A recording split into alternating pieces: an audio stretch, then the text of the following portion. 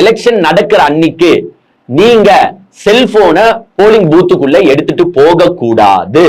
செல்போனை அங்க வந்து பாத்தீங்கன்னா அதுக்கான சேஃப்டி ஆட்கள் இருப்பாங்க, அவங்க கிட்ட கொடுத்துட்டு நீங்க டோக்கன் வாங்கிட்டு தான் போகணுமே தவிர்த்து செல்போனை எடுத்துட்டு போய் அங்க ரீல்ஸ் எல்லாம் போட்டுட்டு சுத்துறீங்க, அது நாங்க அலோவ் பண்ண மாட்டோம். அதனால செல்போன் இஸ் நாட் அலௌட் அப்படின்றது வந்து பாத்தீங்கன்னா ஸ்ட்ரிக்டா எலெக்ஷன் கமிஷன் சொல்லிட்டாங்க.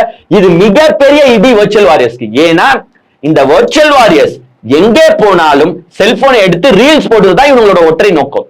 அன்னைக்கு எலெக்ஷன் அன்னைக்கும் இவங்க என்ன பிளான்ல இருந்திருப்பாங்கன்னா, எல்லாருமே ஸ்ட்ரைட்டா பூத்துக்குள்ள போறோம், அப்படியே விசில் சின்னத்துல அமுத்துற மாதிரி ஒரு ஓட்டு அமுத்துறோம், அப்படியே ஆன்லைன்ல ட்ரெண்டிங் பண்ணி விடுறோம்டா, எல்லாருமே விசில் சின்னத்துக்கு தான் ஓட்டு போடணும் நம்ம சொல்றோம்.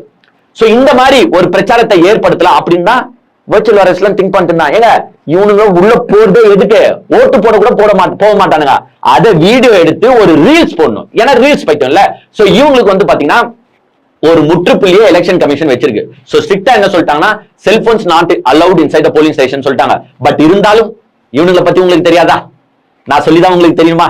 கொடியே இவனுங்க எப்படிலாம் எடுத்துன்னு போனானுங்க தெரியும்ல. கொடியே அண்டர்வேருக்குள்ளலாம் போட்டு எடுத்துன்னு போனவனுங்க இவனுங்க போனை மறைக்கிறதுக்கு எம்மாத்திரம் ஆக போகுது. அவ்வளவு பெரிய கொடியே உள்ள சொல்றாரு இந்த மாத்துண்டு போனு. சோ கண்டிப்பா எடுத்துட்டு போவானுங்க. போயிட்டு வந்து ரீல் போடுறேன்ட்டு என்ன பண்ணுவானுங்கன்னா, போயிட்டு விசில் சின்னத்துல அமுத்துற மாதிரி ஒரு ரீல் போடுவானுங்க, அதை எடுத்து இன்ஸ்டாகிராம்லயே போடுவானுங்க. நான் இவங்களுக்கு தெளிவா சொல்லிக்கிறேன், நீங்க அப்படி பண்ணீங்கன்னா it is against law. Election commission உங்க மேல நடவடிக்கை எடுக்கும். அப்புறமா வந்து வெளியில நின்றுட்டு ஐயோ என்ன அரெஸ்ட் பண்ண போறாங்க, என் மேல கேஸ் போட்டுட்டாங்க அப்படின்னு கதறாதீங்க. எல்லாருக்குமே இது பொருந்தும். யாரும் செய்யக்கூடாதுன்னா யாரும் செய்யக்கூடாதுதான்.